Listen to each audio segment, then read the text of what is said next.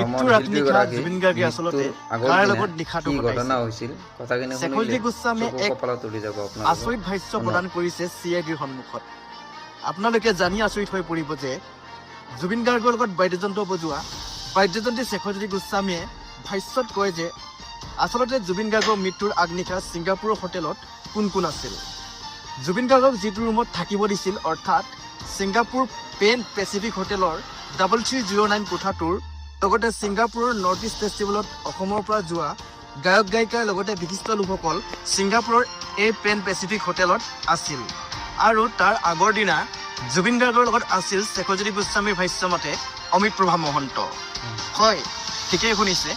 অমিত প্ৰভা মহন্ত যিগৰাকীয়ে জুবিন গাৰ্গৰ মৃত্যুৰ পূৰ্বে ছিংগাপুৰৰ সাগৰত কৰা য়টৰ পাৰ্টিৰ ভিডিঅ' নিজৰ মোবাইলত বন্দী কৰিছিল আৰু প্ৰত্যেক দিনাই খণ্ড খণ্ডকৈ ভিডিঅ' সামাজিক মাধ্যমত আপলোড কৰিছিল